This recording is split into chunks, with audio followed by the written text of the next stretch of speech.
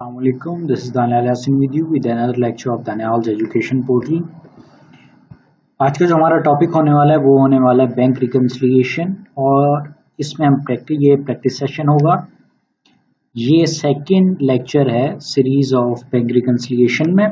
First lecture जो है वो पूरा कॉन्सेप्चुअल बेस्ड था, उसमें सिर्फ कॉन्सेप्ट जो है ना बेसिकली एक तरह के कॉन्सेप्ट डिस्कस किए थे हमने, और हमने थ्योरेटिकली जो है ना इस टॉपिक को कवर किया था। और साथ साथ मैं एक और वजाहत देना चाहूँगा कि बैंक रिकन्सिलिएशन में आपके जितने भी अकाउंटिंग स्टैंडर्ड्स है वो सब अप्लाई होते हैं। तो ड्यूरिंग एक्सप्लेनेशन अगर मैंने कोई ऐसी एग्जांपल दी है, जो मेरा लास्ट लेक्चर है इसमें अकाउंटिंग स्टैंडर्ड्स जो है ना वो अप्लाई नहीं हो रहे, मैं उसके अगेंस्ट कोई बात कर रहा हूँ, तो वो जस्ट जो है ना एक पॉइंट को एक्सप्लेन करने के लिए था। लेकिन जब हम इसको अप्लाई कर रहे होंगे तो हमारा फर्स्ट पर्पस क्या होगा, क्योंकि वो जो हमने समझा है एक हमने वो अप्लाई करना है, हमने कॉन्सेप्ट्स वो अप्लाई करने हैं, और स्टैंडर्ड्स कौन से लगाने हैं, रूल्स कौन से लगाने हैं, वो हमने आईएएस वो लगाने हैं। ठीक है जी, इंटरनेशनल अकाउंटिंग स्टैंडर्ड जो अभी हम पढ़ रहे हैं, जो आपने पढ़े होंगे तो भाई किस तरह अकाउंटिंग की जाती है, हम वही अप्लाई कर रहे होंगे। ठीक है जी, ये एक छोटी सी मैं जो है वजाहत करना चाहता था। गाइस, हमारे चैनल को सब्सक्राइब करना ना भूलें ताकि आप न्यू वीडियो से बाखबर रहें, और सब्सक्राइब के बाद बेल आइकन को ज़रूर दबाएं ताकि जो भी हमारी न्यू वीडियो है आपको फौरन उसका नोटिफिकेशन मिल सके। शुक्रिया। आइए चलते हैं हमारी आज की वीडियो की तरफ, और चलिए फिर शुरू करते हैं हमारे आज के इस लेक्चर को। इसमें हम क्या कर रहे होंगे, इसमें बेसिकली दो क्वेश्चन सॉल्व कर रहे होंगे हम। क्वेश्चन बहुत बेसिक्स हैं, बहुत बेसिक में। अच्छा, मैंने जो अपना लास्ट जिसमें मैंने पूरा एक्सप्लेन किया था उसमें मैंने एक चीज़ नहीं बताई थी आपको, वो सिर्फ ये नहीं बताई थी कि इसमें जो है ना क्वेश्चन में वो आपसे एंट्रीज भी मांग सकते हैं। अभी करेक्टिंग एंट्रीज भी दिखाएं। एक तो आप जो दो अकाउंट्स, हमने क्या पढ़ा था कि दो अकाउंट्स होते हैं, एक बैंक का अकाउंट अपना मेंटेन कर रहा होता है जो हमें क्या किस सूरत में मिल रहा होता है, हमें बैंक स्टेटमेंट की सूरत में मिल रहा होता है, और एक वो अकाउंट होता है जो हम खुद मेंटेन कर रहे होते हैं, टी अकाउंट की सूरत में जो है ना वो हमारे पास मेंटेन हो रहा होता है। तो उनके दरम्यान में जो डिफरेंसेस आ रहे होते हैं अब ऐसा नहीं है कि उनका जो इफेक्ट होगा, उनका जो असर पड़ेगा वो सिर्फ इन दो अकाउंट्स पर ही पड़ेगा। ऐसी बहुत सी एंट्रीज आ जाती हैं जहां पर क्या होता है कि इन दोनों अकाउंट्स के अलावा कहीं और भी जो है ना असर जा रहा होता है। वो असर, जो मैं असर का वर्ड यूज कर रहा हूँ, इसका मतलब ये कि इम्पैक्ट जा रहा होता है। अब वो जो इम्पैक्ट होता है वो इम्पैक्ट शो होता है थ्रू एंट्रीज, क्योंकि उसकी एंट्री तो बननी चाहिए ना। भैया आपने किया है, अगर आप कोई भी एक जगह आपने कुछ भी लिखा है तो उसकी एंट्री तो पता होनी चाहिए ना कि भाई ये इस एंट्री से आई है ये चीज। तो उसके लिए जो एंट्रीज बनती हैं उन्हें करेक्टिंग एंट्रीज कहा जाता है, करेक्शन एंट्रीज कह लें आप। तो वो भी हम जो है ना यहाँ पे कर रहे होंगे। तो चलिए हम शुरू करते हैं हमारे आज के पहले क्वेश्चन से। तो क्वेश्चन सबसे पहले हम रीड करते हैं। Comparison of cash book and bank statement of Haroon sons for the month of December 31st, 2020 revealed the following. Balance as per bank statement 31st December 2020 84,070 rupees. Balance as per cash book 31st December 2020 rupees 6,000. Checks issued but not presented for payment rupees 4,222. Amount deposited on 31st December 2020 not shown in bank statement rupees 3,837. Check directly deposited by a customer in firm's account. In firm's bank account was not recorded in cash book rupees 2,000. अच्छा, यहाँ पे मैं एक छोटा सा रोक करना एक जो है ना चीज क्लैरिफाई करना चाह रहा हूँ। यहाँ पे जो वो खुद अकाउंट मेंटेन कर रहे हैं, जो ये कंपनी खुद अकाउंट मेंटेन कर रही है, उसे यहाँ पे किसका नाम दिया जा रहा है, उसे कैश बुक का नाम दिया जा रहा है। ठीक है जी, अब आगे चलते हैं। Collection charge rupees 5 debited by bank but not recorded in cash book. The bank credited firm's account for profit which was not recorded in cash book rupees 90. हम सारी एंट्रीज एक बार पढ़ ली। रिक्वायरमेंट क्या है, prepare a bank reconciliation statement as on December 31st, 2020. Prepare necessary adjusting entries in the journal of Haroon sons. अब हमने एक तो जो है ना एंट्रीज बनानी है जहां पे भी रिक्वायर्ड होंगी। अच्छा, ऐसा नहीं है, एक और चीज में क्लैरिफाई करना कहीं पे भी, अभी जब हम ये सॉल्व कर रहे होंगे तभी आपको पता चलेगा। बैंक रिकंसिलिएशन में ऐसा नहीं होता कि आप जो भी कर रहे हैं ना, कि भाई आपके पास जो भी इशू आ रहा है उस सब में एंट्री बनेगी, ऐसा बिल्कुल नहीं है। जहां पे एंट्री बनेगी वहां पे जब जैसे जैसे वो रीड करेंगे ना आपको आइडिया हो जाएगा कि भाई यहाँ पे जो है ना अब इसका जो इम्पैक्ट है ना, ये इम्पैक्ट इन दोनों अकाउंट से बाहर जा रहा है। मतलब ऐसा नहीं है कि ये जो है ना सिर्फ लिमिटेड है इन दो चीजों तक। इसका जो इम्पैक्ट है, ये जो एंट्री है, ये जो क्वेश्चन में दी गई लाइन है, इसका जो इम्पैक्ट है इसका बाहर जा रहा है, इन दोनों अकाउंट से बाहर इम्पैक्ट जा रहा है, और वहां पे भी हमें दिखाना पड़ेगा। तो हम कैसे कर रहे होंगे, वो थ्रू इंक्रीज कर रहे होंगे। अब देखते हैं हम एक एक करके जो है स्टार्ट करते हैं। अच्छा, मैंने क्या किया है, मैंने एक काम किया है कि मैंने balance as per cash book और balance as per bank statement जो है ना मैंने ऑलरेडी लिख दिया है। ये मैंने ऊपर से ही लिखा है, या आप इस तरह लिख सकते हैं। कई बार ऐसे होता है कि टी अकाउंट्स की सूरत में भी आप कर सकते हैं, और ऐसे जैसे मैंने लिखा हुआ है आप इस तरह इसको सॉल्यूशन कर सकते हैं। मतलब जो है ना इसके मेथड्स काफ़ी हैं, मतलब जो है ना लिखने के और जो है ना सॉल्व करने के मेथड्स बहुत होते हैं। तो मेथड आप कोई भी अडॉप्ट कर सकते हैं, जो भी आपको जो है ना इजी लगे। इसका कोई हार्ड एंड फास्ट रूल नहीं होता भाई, जो आप मेथड फॉलो कर रहे हैं उसका हार्ड एंड फास्ट जो कोई ऐसा नहीं है कि रूल है कि आपने यही फॉलो करना, ये नहीं फॉलो करना। तो वो टोटली आप पर डिपेंडेंट होता है। अगर आप कहीं से पढ़ रहे हैं, आपको वहाँ का मेथड ज़्यादा पसंद है, आप वो जो है ना यूज़ कर सकते हैं।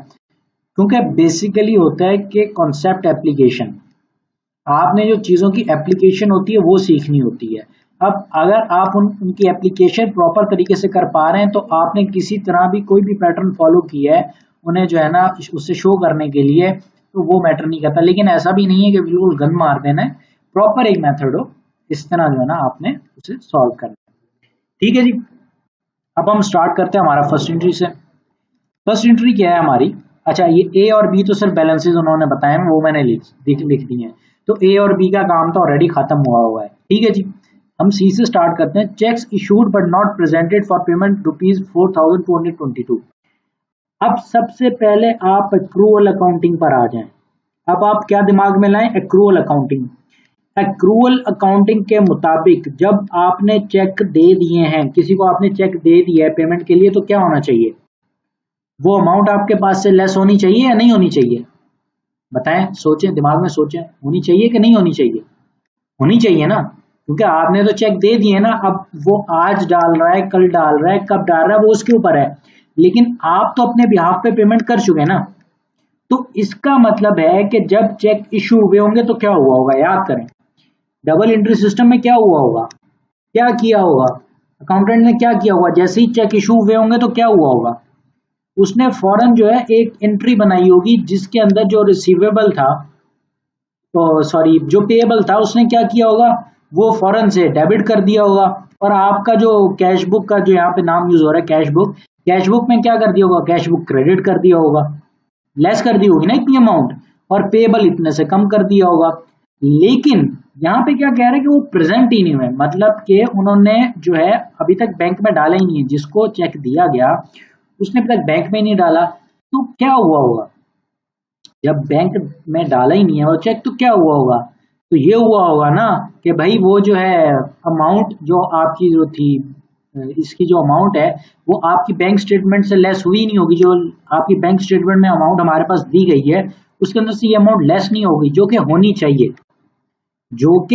चाहिए, क्योंकि as per accounting standards, as per accrual accounting हमें क्या करना है, हमने जैसी एक ट्रांजैक्शन कर ली है हमने फौरन उसे रिकॉर्ड करना है, और हमने उसको बिल्कुल सही रिकॉर्ड किया है। तो इस वजह से कैश बुक में हमें कुछ नहीं करना, हमने सिंपली जाके इस बैंक स्टेटमेंट से इस अमाउंट को लेस कर देना है। हम यहाँ पे नीचे आके हमने क्या लिखा, चेक्स नॉट प्रेजेंटेड, और ये हमने कर दिया -4,000 कितने थे, 222 था, हाँ जी 222, 4,222 की अमाउंट जो है ये हमने कर दी लेस। अच्छा, ब्रैकेट का मतलब है माइनस, ब्रैकेट का मतलब होता है माइनस। क्या कर दिया, ये आप लेस करेंगे। ठीक है जी, हमारी सी भी हो गई। अब हम कहाँ पे आ गए, अब हम आगे डी पे। अमाउंट डिपॉजिटेड ऑन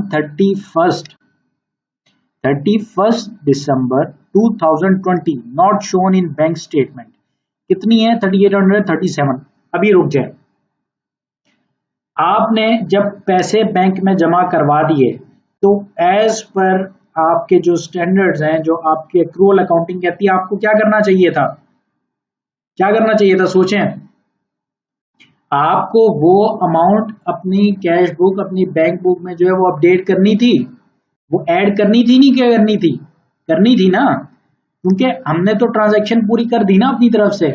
अब वो तो बैंक वालों का हेडेक है कि अभी तक जो है वो अमाउंट जो है वो शो नहीं हो रही, बैंक स्टेटमेंट अभी तक आपके अकाउंट में शो नहीं हो रही, लेकिन आप तो सबमिट करवा चुके हैं ना, मतलब as per accounting standards transaction तो हो गई है ना। सोचें, दिमाग में सोचें, हो गई है ना? जब हो गई है तो हमें क्या करना चाहिए? हमें बैंक स्टेटमेंट में भी वो अमाउंट ऐड करनी चाहिए, नहीं करनी चाहिए? करनी चाहिए ना। हम क्या करेंगे? हम नीचे जाएंगे, amount not showed in bank statement, क्या करेंगे हम? ऐड करेंगे ना, ऐड करेंगे ना हम, तो हम यहाँ पे ऐड कर देंगे। फिर हम ऊपर आ गए, हमने क्या कर लिया? हमने डी तक कर लिया, हमने चेक वाला भी कर लिया और डिपॉजिट वाला भी कर लिया। अब हमने क्या करना है? अच्छा, अब यहाँ पे कोई एंट्री रिक्वायर्ड थी? आपने एंट्रीज तो ऑलरेडी की हुई थी ना, मतलब इन दोनों की सी और डी की तो एंट्री आप ऑलरेडी कर चुके थे। सिर्फ क्या हुआ था कि मतलब किसी एक अकाउंट में इसकी वजह से इशू आ रहा था कि आपने जो है ना उसका जो इफेक्ट था यहाँ वो कैश बुक में नहीं शो हो रहा था या वहां पे बैंक स्टेटमेंट में शो नहीं हो रहा था, ये इशू आ रहा था। एंट्रीज तो हमने कंप्लीट की हुई थी ना इनसे लिंक्ड, क्योंकि जब एंट्रीज कंप्लीट लिंक की हुई थी इसी वजह से जो है ना यहाँ पर वो दिखाया जा रहा है कि भाई जो है ना बैंक स्टेटमेंट में वो शो नहीं हुआ इस एंट्री में, और यहाँ पे कह रहे तक प्रेजेंट नहीं हुआ। और जब प्रेजेंट नहीं हुआ इसका मतलब ये हम ये एज्यूम करेंगे कि जब उसने जो है ना वो चेक दिया होगा तो उसने उसी वक्त एज पर अकाउंटिंग स्टैंडर्ड्स अपनी ट्रांजेक्शन नोट कर ली होंगी। ठीक है जी। अब check directly deposited by a customer in firm's bank account was not recorded in cash book rupees 2000। अच्छा, मैं आपको एक बात बताता हूँ।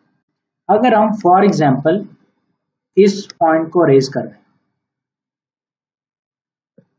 इस चीज को अरेज कर दें, अब आप सोचिए ये क्या चीज बता रहा है? सोचिए जरा, गौर करें, ये पॉइंट हमसे क्या बात कर रहा है? आप इसकी बात को समझें, सोचिए सोचिए, इस पॉइंट को थोड़ा सा पढ़ें और थोड़ा सा गौर करें। हमारा क्या डेबिट होगा? सोचे सोचे, हमारे पास पैसे आएंगे ना, कितने आएंगे? 2000 रुपये आएंगे। वो तो आ चुके हैं, पता हमें बाद में चल रहा है ना। तो कैश बुक हमारी क्या हो जाएगी? डेबिट। और क्या होगा? रिसीवेबल कम होगा ना, जिसने हमें पैसे देने थे उसने डायरेक्टली जाके डिपॉजिट भी कर दिए, तो हुआ क्या? टेक्निकली हमारा रिसीवेबल कम हो गया, नहीं हो गया? हो गया ना। तो अब हम यहाँ पे क्या करेंगे? अब हमें एक और एडजस्टमेंट करनी पड़ेगी। क्या एडजस्टमेंट करेंगे हम यहाँ पे? यहाँ पे हम क्या लिखेंगे? चेक डायरेक्टली डिपॉजिटेड, ये लिखेंगे ना। सही कह रहा हूं ना मैं? गलत तो नहीं कह रहा? ठीक हो गया जी। ये 2000 रुपीज हमने क्या कर दिए? ऐड कर दिए, क्योंकि ऐड होने चाहिए थे। अब हमने क्या करना है? अब हम आ गए एफ एंट्री पर। Collection charge ₹5 debited by bank but not recorded in cash book. क्या हुआ है? अब सोचें जरा, इसके ऊपर थोड़ा सा गौर करें। मैंने जब जो अपनी पिछली वीडियो बनाई थी उसके अंदर मैंने एक बात कही थी कि बैंक के कुछ हिडन चार्जेस होते हैं, और क्या होते हैं उन वो हिडन चार्जेस जब हमें बैंक स्टेटमेंट मिल रही होती है हमें तब पता चल रहा होता है कि ऐसे भी कोई चार्जेस थे जो उसे क्या कहते हैं, हमारे बैंक अकाउंट से लेस ऑलरेडी हुए हुए होते हैं। तो हमने क्या करना होता है? हमने फिर उस हिसाब से उन्हें अपनी कैश बुक जो अपने अकाउंट्स बना रहे होते हैं उनसे भी लेस करना होता है। अब यहाँ पे वही बात है, कलेक्शन चार्ज जो है ना अब वो डिडक्ट हुआ हुआ है आपकी जो है ना उससे बैंक स्टेटमेंट से, लेकिन अभी तक वो आपके जो रिकॉर्ड्स हैं उनमें जो है वो अभी तक वो अपडेट नहीं हुआ। तो हम क्या करेंगे? जब एक चीज अपडेट ही नहीं हुई तो उसकी एंट्री भी नहीं बनी होगी ना। कॉमन सेंस की बात है, जिसकी एंट्री नहीं बनी तो उसकी एडजस्टिंग एंट्री बनेगी। क्या एंट्री बनेगी इसकी? सबसे पहले हमारे पास से जो है एक एक्सपेंस आ रहा है ना, तो बैंक चार्जेस के नाम से हमारे चार्जेस क्या होते हैं? कोई भी एक्सपेंस होता है वो क्या होता है, वो होता है डेबिट। तो हमने क्या कर दिया, बैंक चार्जेस के नाम से 5 रुपए डेबिट कर दिए। और हमारे पास से क्या क्या कम होगा, कैश बुक का बैलेंस कम होगा, कितने से, 5 रुपए से। तो अब हम ऊपर जाएंगे, हमें यहाँ पे क्या करना पड़ेगा, यहाँ पे हमें ऐड, यहाँ पे भी लेस करना पड़ेगा। यहाँ पे जाके क्या लिखेंगे हम, बैंक चार्जेस के नाम से लिखेंगे हम, बैंक चार्जेस कितने कितने, 5 रुपए। ठीक है जी, सही हो गया, मसला तो नहीं है, कोई मसला हो कमेंट्स में पूछ लीजिएगा। अगली कौन सी एंट्री है, the bank credited firms account for profit which was not recorded in cash book ₹90। Profit का मतलब क्या है यहाँ पे कि भाई प्रॉफिट जो हुआ है, प्रॉफिट क्रेडिट जो हुआ है भाई, प्रॉफिट का मतलब इन अनदर वर्ड्स होता है इंटरेस्ट, सूद। इसको जब बैंक्स यूज करती हैं वो प्रॉफिट का वर्ड यूज कर रही होती है, थोड़ा सा लुक्रेटिव टर्म यूज कर रहे होते हैं भाई ये प्रॉफिट है। तो यहाँ पे अब जो है हमने क्या करना है, अब जब बैंक ने क्रेडिट कर दिया, हमें पता नहीं था तो हमने एंट्री भी नहीं बनाई होगी ना, ये तो हमारी इनकम हो गई ना, इंटरेस्ट इनकम कहेंगे इसे, इंटरेस्ट इनकम कहेंगे ना। जो आपके पास पैसा आ रहा है इंटरेस्ट का, तो वो इंटरेस्ट इनकम में आ जाएगा ना। तो हमारी कैश बुक क्या होगी, उतने अमाउंट से डेबिट होगी कि हमारे पास इतना पैसा आ रहा है। और दूसरा काम क्या होगा, सोचे सोचे, दूसरा काम क्या होगा, इंटरेस्ट इनकम कितने से, 90 रुपए से क्रेडिट हो जाएगी। अब हमें क्या करना पड़ेगा, क्योंकि यहाँ पे तो वो अमाउंट ऐड नहीं होगी, तो हम क्या करेंगे, प्रॉफिट इनकम, इंटरेस्ट इनकम भी कह सकते हैं। क्या करेंगे, 90 रुपीज ऐड करेंगे, टोटल ऑफ, हमारी एंट्रीज पूरी हो गई हैं।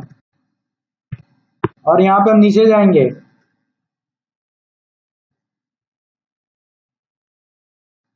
यहाँ पे हम क्या करेंगे, total of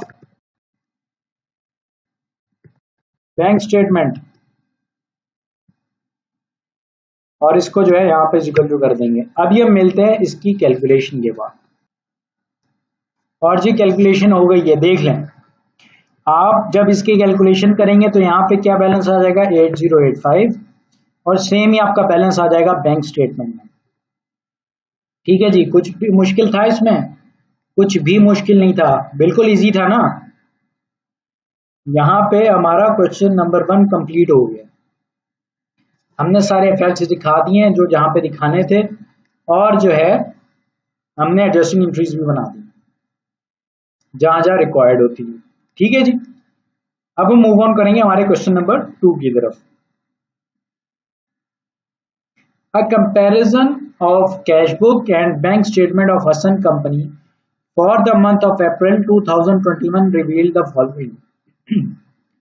Balance as per cash book, balance as per bank statement, दोनों लिखे हुए हैं।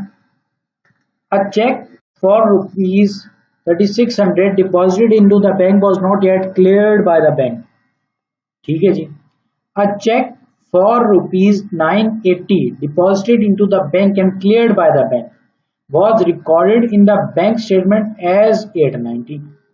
ठीक है जी, a check for 400 rupees received from Akbar Brothers and deposited into the bank was returned dishonored by the bank.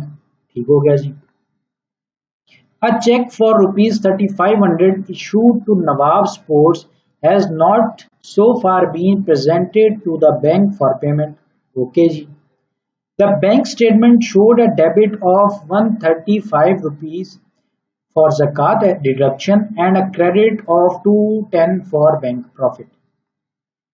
Bank reconciliation statement as on April 30, 2021. इसका मैं एक और चीज ऐड कर देते हैं,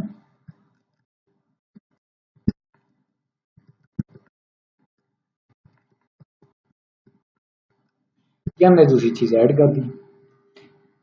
अब हम जैसे हमने पहले एक बार, मैं जैसे बताता हूँ कि एक बार हमने क्वेश्चन पूरा रीड कर लेना है, ताकि आपको जो है ना एक बार पूरा आइडिया हो जाए कि है किस तरह का क्वेश्चन। और फिर हमने दूसरा काम क्या करना है, अब इसके बाद जो है ना बैलेंसेस लिख लें। मैंने क्या किया, balance as per cash book और balance as per bank statement already लिखा हुआ है। तो हमने अब क्या करना है, अब हमने एंट्री बाय एंट्री चलना है। मतलब यहाँ पे पहले दो तो ऑलरेडी हो गए ना, क्योंकि balance as per cash book भी मैंने शो कर दिया है और balance as per bank statement भी मैंने शो कर दिया है। अब वो कह रहा है सबसे तीसरा नंबर जो है, A check for 3600 rupees deposited into the bank was not yet cleared by the bank. अब यही ऊपर वाली बात आ गई कि जब हमने डिपॉजिट कर दिया है तो एज पर अकाउंटिंग स्टैंडर्ड्स हमारा क्या फर्ज था, हम अपनी बुक्स में वो ऐड कर दें और हमने वो कर दिया होगा, लेकिन यहाँ पे अभी तक वो कहाँ पे नहीं शो हो रहा, बैंक स्टेटमेंट में शो नहीं हो रहा, तो वो हमारा हेडेक तो नहीं है ना, हम तो अपनी तरफ से पूरी कार्रवाई कर चुके हैं। तो हमने क्या करना है, हमने वो 3600 रुपीज क्या करेंगे, हम जाके ऐड कर देंगे।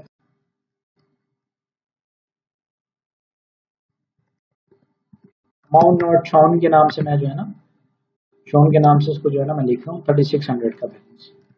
ये क्या हो जाएगा, ये ऐड हो जाएगा, क्योंकि ये होना चाहिए, क्योंकि एज पर अकाउंटिंग स्टैंडर्ड से यहाँ पे होना चाहिए। तो हमने क्या किया, हमने यहाँ पे शो कर दी, ठीक हो गया जी।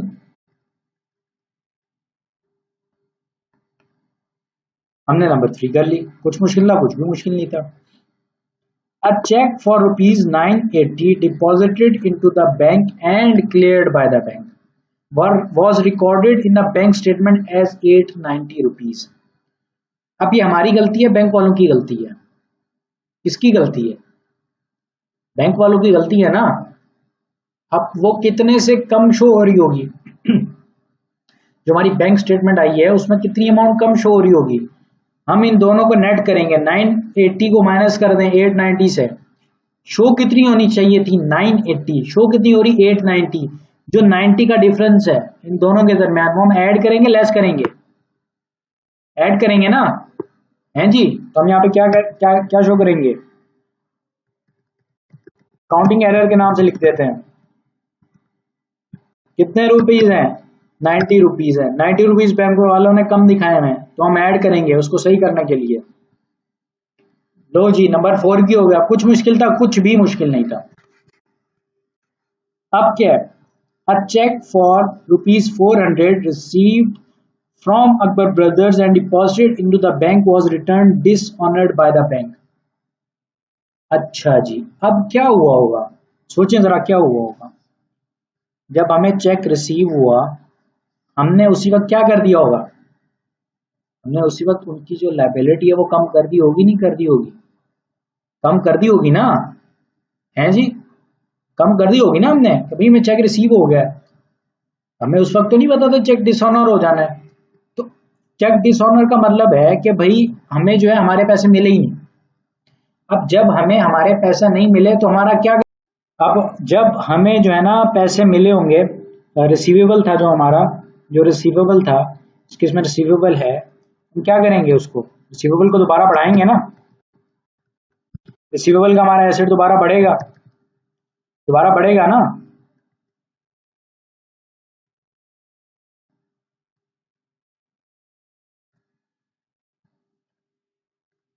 तो यहाँ पे क्या होगा,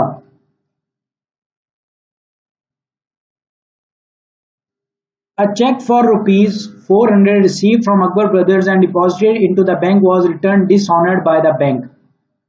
अब यहाँ पे वो कह रहे हैं कि भाई एक चेक रिसीव हुआ था, अब जैसे ही हमें चेक रिसीव हो गया तो जो रिसीवेबल था, जो हमारा रिसीवेबल था वो हमने क्या किया होगा, वो हमने फौरन से कम कर दिया होगा ना, तो भाई हमारे पास चेक आ गया इतने पैसे का, तो हमने वो अमाउंट जो है वो डेबिट कर दी होगी हमारे कैश बुक में, और जो हमारा रिसीवेबल है वो कम कर दिया होगा, किया होगा नहीं किया होगा, किया होगा ना, है जी, उसी वक्त कर दिया होगा ना। उस वक्त तो हमें नहीं पता था चेक डिसऑनर हो गया, चेक डिसऑनर का मतलब है कि हमारी वो अमाउंट हम रिकवर ही नहीं कर पाए, जो हमें चेक मिला था वो चेक जो है वो बाउंस हो गया। अब हम क्या करेंगे, अब हम जो है एडजस्टिंग एंट्री बनाएंगे, पहले एडजस्टिंग एंट्री क्या बनेगी, क्या बनेगी सोचें, हमने रिवर्स एंट्री बनानी है जो हमने पहले बनाई होगी। पहले हमने क्या बनाई होगी, हमने कैश बुक को डेबिट किया होगा और रिसीवेबल को क्रेडिट किया होगा। तो अब हम क्या करेंगे,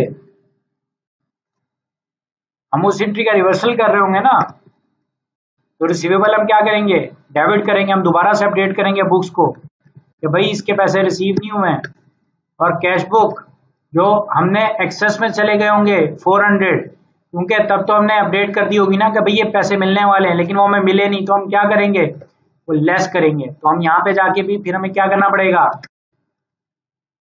चेक डिसऑनर लिखेंगे, चेक डिसऑन लिख रहा हूं मैं खाली।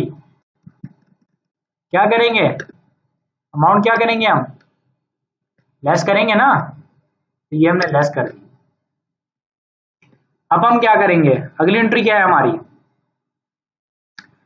आ चेक, अच्छा ये वाली होगी number 6, a check for 3500 issued to Aftab Sports has not so far been presented to the bank for payment। अब हमने चेक इशू कर दिया है, जैसे हमने चेक इशू किया होगा एज पर अकाउंटिंग स्टैंडर्ड्स, हमने क्या किया होगा, हमने क्या किया होगा, हमने एक एंट्री बनाई होगी ना जिसमें वो अमाउंट लेस हो रही होगी। कौन सी अमाउंट लेस हो रही होगी, ये 3500 की हमारी कैश बुक से, क्यों, क्योंकि हमने पेमेंट की थी, हमने पेमेंट कर दी है ना, तो हमने इस वक्त लेस कर दी होगी। लेकिन क्या हुआ है, अभी तक वो पेमेंट के लिए कहाँ शो नहीं हुआ है, कहाँ अभी तक शो नहीं किया गया है, उसे कहाँ नहीं शो किया गया है, अभी तक उसे बैंक में नहीं लेके गए हैं वो चेक को। तो बैंक स्टेटमेंट में जो बैंक की अमाउंट होगी वो क्या हो रही होगी, वो एक्सेस में आ रही होगी ना, टेक्निकली ये इतनी लेस होनी चाहिए ना, चेक नॉट प्रेजेंटेड, लेस होनी चाहिए ना, क्योंकि हम इसका चेक दिए, इसका चेक हमने ऑलरेडी दिया हुआ है, तो वो किसी भी टाइम जो है ये अमाउंट निकलवा सकते हैं। तो क्या होना चाहिए, जो बैंक स्टेटमेंट का बैलेंस है उससे लेस होना चाहिए ना, हमने क्या किया, हमने जाके वो लेस कर दिया। अच्छा जी, अगली एंट्री क्या है, अच्छा 7 में दो चीजें हैं इसमें। The bank statement showed a debit of 135 for zakat deduction and a credit of 210 for bank profit. क्या कह रहे हैं यहाँ पे, the bank statement showed a debit of, जब भी बैंक स्टेटमेंट डेबिट करती है, कल मैंने जो है ना एक बात कही थी आपको कि जब आप जो बैंक, अगर बैंक स्टेटमेंट में कोई चीज डेबिट हो रही है तो इसका मतलब है वो आपके अकाउंट से क्या हो रही है, वो हो रही है लेस, और अगर वो क्रेडिट हो रही है तो इसका मतलब है वो आपके अकाउंट में क्या हो रही है, वो आपके बैंक अकाउंट में हो रही है ऐड। ये मैं बैंक अकाउंट की बात कर रहा हूँ, जो बैंक स्टेटमेंट जो आती है उसके हिसाब से मैं बात कर रहा हूँ कि अगर बैंक स्टेटमेंट में कोई बैलेंस डेबिट हो रहा है मतलब वो आपके अकाउंट से लेस हो रहा है, और अगर कोई अमाउंट क्रेडिट हो रही है तो मतलब वो चीज ऐड हो रही है। तो यहाँ पे मतलब 135 रुपीज क्या हुए हैं, लेस हुए हैं, और आपका जो 210 रुपीज का जो 210 रुपीज है वो क्या हुए हैं, वो आपके बैंक स्टेटमेंट में क्या एडिशन शो कर रहे हैं। तो हमने क्या करना है, हमें तो एट द एंड पता चला ना जब बैंक स्टेटमेंट आई है, तो अब हम क्या करेंगे, अब हम इनकी एडजस्टिंग एंट्रीज डालेंगे ना, तो अब हम जाएंगे सबसे पहले इनकी एंट्रीज बनाएंगे। ये हम आ गए नीचे, पहली एंट्री क्या बनेगी, यहां हम एक साथ बना लेते हैं। हमारे पास क्या हो रहा होगा, एक तो हमारा एक्सपेंस है, एक्सपेंस कौन सा है हमारा, बल्कि सेपरेटली बनाता हूं, सबसे पहले बनाता हूं उसकी ज़कात के कितने पैसे, 135 रुपीज के चार्जेस। तो ज़कात कितने का है, 135,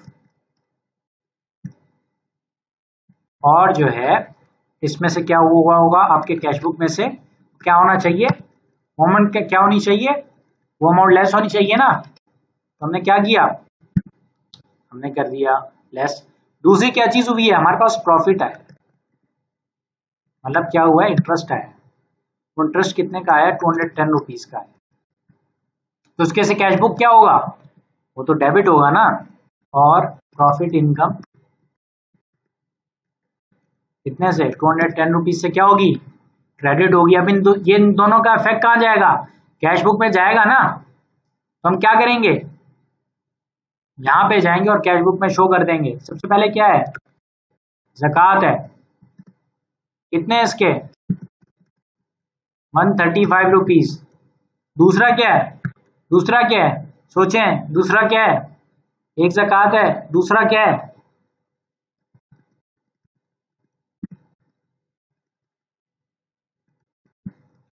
ट्रस्ट इनकम, प्रॉफिट इनकम, कितने, 210, टोटल ऑफ कैश बुक। अच्छा एडजस्टेड भी लिखेंगे इसके आगे, इससे पहले sorry, adjusted total of cash book, और यहाँ पे नीचे क्या आएगा, नीचे क्या आएगा, adjusted total of bank statement. अब मिलते हैं इसकी कैलकुलेशन के बाद। हाँ जी, वेलकम बैक। एक करेक्शन है, ज़कात के साथ जो है ना, मैंने क्या किया था, मैंने ये ब्रैकेट्स नहीं डाली थी, तो ब्रैकेट्स डाल दीजिएगा अगर आप खुद भी साथ साथ सॉल्व कर रहे हैं। बाकी सब बिल्कुल ओके है। तो हमारे पास जो बैलेंस आ रहा है वो आ रहा है 5855 यहाँ पर भी, और हमारे पास यहाँ पर भी सेम बैलेंस आ रहा है। तो क्या हो गया, बैलेंस हो गया आपका, दोनों साइड्स बैलेंस हो गई हैं आपकी, दोनों जगह बैलेंस हो गया आपका, कंप्लीट काम हो गया है। तो सर जी ये हमारी जो है ना बिल्कुल एक जो है ना छोटा सा प्रैक्टिस सेशन था, इसमें हमने 2 क्वेश्चंस कर लिए हैं और चीजों को हमने थोड़ा सा समझ लिया है कि किस तरह की जाएंगी। बाकी कॉम्प्लिकेशंस तो आप जैसे जितना भी बढ़ा लें वो कम है, कॉम्प्लिकेशंस तो आप बढ़ाते रहें, उसका तो वो लिमिटलेस है ना। तो वो तो आप जितना ज्यादा जो है ना अच्छा क्वेश्चन प्रैक्टिस करेंगे, आपके जो है ना आपको बाकी क्वेश्चंस उतने ज्यादा इजी लगेंगे। तो ये जो है ना ये सब डिपेंड करता है कि आप प्रैक्टिकली कौन से क्वेश्चन सॉल्व कर रहे हैं। अब ये जो हमने किया है ना, ये समझ ले एक नॉर्मल टाइप का क्वेश्चन था, ना बिल्कुल ही हल्का था ना बिल्कुल ही हैवी था, एक नॉर्मल ही था। तो यहाँ से जो है ना यहाँ पे हमारा आज का लेक्चर खत्म होता है। अगर आपको कोई भी क्वेश्चन हो आप कमेंट्स में डाल सकते हैं, नहीं तो डिस्क्रिप्शन में व्हाट्सएप ग्रुप लिंक भी दिया हुआ है, तो आप वहां पर भी है ज्वाइन कर सकते हैं और वहां पर भी क्वेश्चन पूछ सकते हैं। आई होप जो मैंने समझाने की कोशिश की आपको सब समझ में आ गया होगा। मिलते हैं हमारे अगले लेक्चर में। टिल देन टेक केयर, अल्लाह हाफिज।